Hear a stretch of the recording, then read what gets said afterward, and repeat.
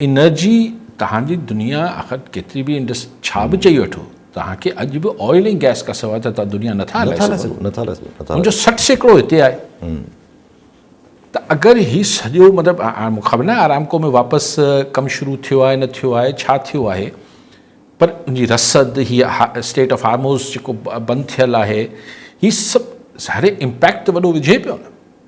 ऐं ॾिसो हीउ जेको पाण शुरू में ज़िक्र कयो त नेटो जो जेको अॻूणो कमांडर चए पियो त वर्ल्ड वॉर 3 थियणु वञे पई। ठीकु आहे, इहो अॼु सम्झे नथो अचे त छो हिन में जंग अज़ीम करण लाइ त हिते अहिड़ा को मेन पावर त न आयो आहे। लेकिन तव्हां ॾिसो त इवन माज़ी जी वर्ल्ड वॉर्स बि तव्हां ॾिसो उहो शुरू इहे नंढनि हुते थिए थी मुल्कुनि में पोइ कोई एक्सीडेंट थी वञे त अहिड़े माहौल में एक्सीडेंट त किथे बि थी सघे थो न। हाणे फ्रांस अची लथो आहे, हाणे यूरोप जो पहिरियों मुल्क आहे जेको बाक़ाइदा पंहिंजा ॿेड़ा ऐं एयर्स वठी आयो आहे त आउं UAE जी दिफ़ा लाइ लथो आहियां। भई हिकिड़ो त UAE जी दिफ़ा लाइ फ्रांस छो आयो आहे, लेकिन ठीकु आहे उनजा रीज़न आहिनि, उहो अलॻि हुन बहस आहे। हाणे हिते अगरि फ्रांस सां कुझु थी पए, हीउ जेको ॿेड़ा लंघंदा, हाणे ट्रम्प साहिबु चए थो त हीउ जेको स्टेट ऑफ हीउ जेको आहे जिथां ईरान जे भरण जिथो बंदि कयल आहे स्टेट ऑफ हार्मोस जेको आहे, उहो चए थो त हाणे हितां असीं खोलाईंदासीं, ट्रम्प चए थो। ऐं जेके कार्गो शिप्स हूंदी मालबरदार जहाज़ उन सां गॾु अमेरिकन नेवी जेको आहे सिक्योरिटी ॾींदी हुनखे। त मूंखे लॻो त जीअं पाण वटि न थींदो आहे धाड़ेलियुनि खे बचाइण लाइ जेको आहे पुलिस जा कॉन्वॉय लॻंदा आहिनि, हाणे हिकिड़ो कार्गो जे लाइ हिकिड़ी जेका आहे हिकिड़ो कॉन्वॉय लॻंदो अमेरिकी फ़ौजियुनि जो। त केरु ट्रम्प बादशाह खां पुछाए चए असां इंश्योरेंस हुननि जी कराईंदासीं, हीअ कराईंदासीं। ब्लडी वेल अजीब माण्हू आहिनि, अजीब सोच आहे। त हिकिड़ो कार्गो शिप जेको वञे पियो हुनजा हिकिड़ा ख़र्च आहे, हू त ज़ाहिर हुन में शामिलु हूंदो आहे, हुनजे जेको बि ख़र्चु हूंदो आहे। हीउ जेको तव्हांजो ॿेड़ो गॾु वेंदो इन जो ख़र्चु केरु भरींदो? ऐं अगरि कोई हिन ते सोल्जर्स हूंदा ज़ाहिर अटैक थी सघे थो, कुझु बि थी सघे। ऐं ॾिसो हुन चवनि था त हुन सॼे पटे में पाणी वारे में माइन्स लॻल आहिनि। त को फाटी पियो, को फाड़ियो वियो। त हीअ हिकिड़ी अजीब ग़रीब गुफ़्तगू थिए पई। दैट शोज़ के मतिलबु शायदि को प्लानिंग हुई कोन। हाणे अजीब गुफ़्तगू वरी कनि पिया इज़राइल वारा ऐं अमेरिका वारा। त भई इज़राइली आयो आहे बयानु, हा, त भई जेको नओं हाणे आयतुल्ला ख़ामनाई साहिब जे शहीद जे जॻह ते ईंदो असीं मारे छॾींदा। हीअ हिननि हिज़्बुल्लाह लाइ कयो, हमास लाइ कयो। पर पपा ईरान हुकूमत आहे 9 करोड़ आबादी आहे, 9 करोड़ आबादी आहे। चवनि था सॼी लीडरशिप मारींदा अगरि जेका बि ईंदी बि लीडरशिप। ॾिसो पर लीडरशिप त ईंदी रहंदी। अगरि अवाम में ॾफेर न आहे,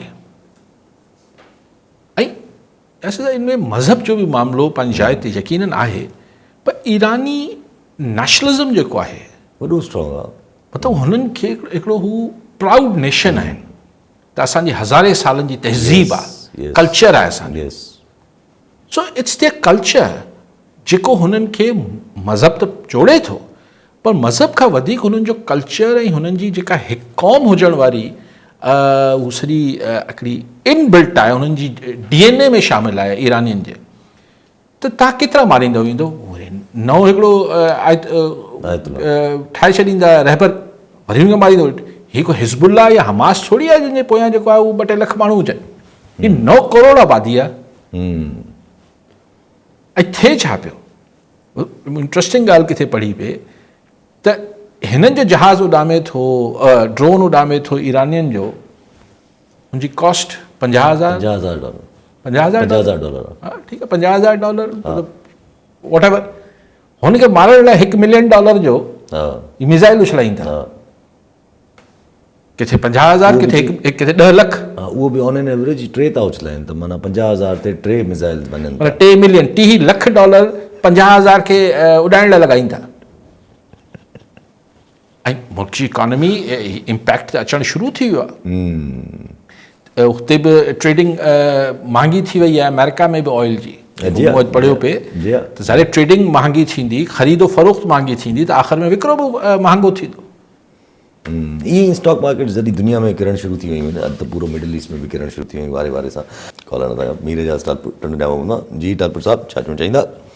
अरे तव्हांखे काजी साहब खे सलाम हुजे मुंहिंजे तरफ़ां। काजी साहब पाकिस्तान जी पोजीशन त छा था पायूं, ज़ाहिर आहे एटमी ताक़त पण आहियूं, पर ॿिया बि कई मसाइल थी सघंदा आहिनि। इकोनॉमी तौर पाण रशिया हेॾो वॾो हथियारनि जो अंबार रखियो वेठो, टुटी वञो, अलाह पनाह ॾींदो।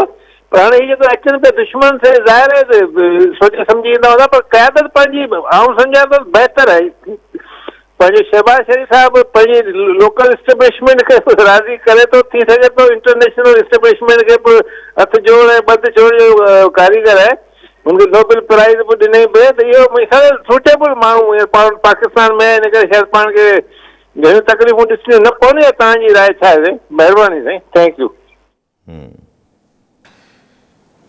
मीर साहब, नॉर्मल सिचुएशंस, नॉर्मल हालतनि में फ़र्द जेके हूंदा आहिनि उहो वाकई में जे तव्हां क़ाबिलियत ॿुधायो पिया शहबाज शरीफ़ साहिब जी हूंदी, मां नथो चवां, हुन ते कॉमेंट नथो कयां, पर ही स्ट्रेटेजिक मामलात आहिनि।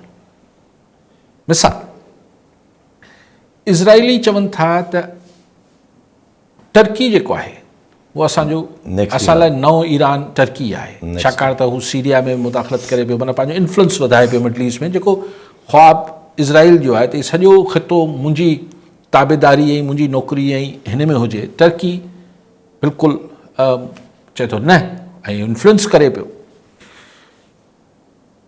लेकिन ईरान खां पोइ जेको गंद त हू पाकिस्तान में बि शुरू कंदो। मतिलबु अगरि ख़ुदा न ख़ास्ता हिते रिजीम फॉल थिए थी, या अगरि कंहिं धड़े ते हिकिड़े इलाइक़े ते कब्ज़ो करे वठे थो अमेरिका ऐं इज़राइल, ऐं हिते इज़राइली पपेट हुकूमत अची वेही रहे थी, त मुसाद जॾहिं दर ते अची वेही रहंदी त गंद त वॾो थींदो, ऐं उहो बि बलूचिस्तान सां गॾियल इलाइक़ो आहे, वॾो प्रॉब्लम थी वेंदो। ऐं असां पंहिंजी बलूचिस्तान लाइ अञा बि पॉलिसी चेंज करण लाइ तयारु न आहियूं, ख़ैर हिकु अलॻि बहस आहे। असां मुल्क में ई तयारु न आहियूं फ़िलहाल त। सो हाणे ॻाल्हि इहा आहे त हीउ हिते अची वेही रहंदो, त अगरि त ऐं ज़ाहिर आहे इज़राइल हाणे त उहो पहिरीं चवंदासीं न सही थोरी किताबी गुफ़्तगू आहे, ईअं थोरी थींदो, सची ॻाल्हि आहे। इहे डिस्कशन्स त 20 सालनि खां थियनि थियूं, पर एतबार न ईंदो त यार न इहे कीअं, पर हाणे त अखियुनि सां थींदे ॾिसूं पिया त हाणे हिन खां अॻिते वारी ॻाल्हियूं बि सम्झ में अचनि थियूं।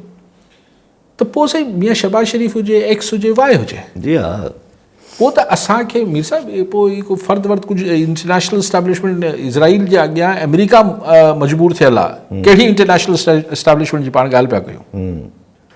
अगरि बकौल मार्को रूबियो त ट्रंप खे बाहि मां झले इज़राइल जंग में धकेले छॾियो आहे, त पोइ कहिड़ी इंटरनेशनल इस्टेब्लिशमेंट खे असांजो मियां साहिबु जेको आहे उहो हथ जोड़ करे वठंदो? ऐं जॾहिं हुनजो स्ट्रेटेजिक इंट्रस्ट हूंदो त ज़ाती तालुकनि ते तूं तमामु ज़बरदस्त माण्हू ऐं तूं न आई जी तारीख़ में कहिड़ी अहमियत आहे? ॾिसो न, अॼु बि अमेरिकन्स जेको ॿियनि जायुनि ते त पंहिंजी एम्बेसीज़ बंदि कयूं आहिनि मिडल ईस्ट में, पर असां वटां बि कराची ऐं लाहौर मां कॉन्सुलेट मां पंहिंजा माण्हू कढी वरिता अथसि। हा, सेठी साहिबु चए थो त जेको इंडिया ऐं इसराइल जो अलायंस थियो आहे, इहो बि अमेरिकन्स करायो आहे। बिल्कुलु थियो हूंदो, या घटि में घटि अमेरिकन्स जी मर्ज़ी सां थियो, विच में न थियो, उन्हनि जे करे जी मुमकिन थियो अथनि। त पोइ हाणे हिन में केरु फ़र्द छा करे वठंदो? फ़र्द सिर्फ़ु एतिरो करे सघे थो, मुंहिंजो ख़्यालु आहे मीर साहिबु, उहो हिन इंटरनेशनल इस्टेब्लिशमेंट कुझु नथो बिगाड़े सघे। हू मुल्क जा मामलात अहिड़े कंहिं जेको हाणे सफ़ा दहाने पे आके खड़े हुए हैं, सफ़ा हाणे मुसीबत सफ़ा जी पाड़े में बीठी आहे, त असां पंहिंजो हाउस इन ऑर्डर आणियूं, पंहिंजी शयुनि खे ठीकु कयूं।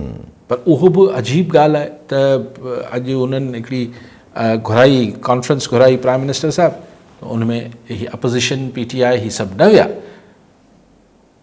ऐं हिन ते इहो चवणु त हुननि ग़लति कयो, हिननि ग़लति कयो, इहो सुवालु न आहे, पर ॻाल्हि इहा आहे त अगरि हुननि सां मामलात खे अगरि अॻो पोइ निबेरे छो नथा छॾियो अपोज़िशन सां? एग्ज़ैक्टली, हिन महिल कहिड़ी शइ अहम आहे, अना ईगो या ही जेका मुल्की सूरत हाल आहे? आउं सम्झां थो हिन महिल इंटरनेशनल इस्टेब्लिशमेंट खां वधीक असांजो जेको हाउस घर आहे हिन खे ठीकु करण जी ज़रूरत आहे।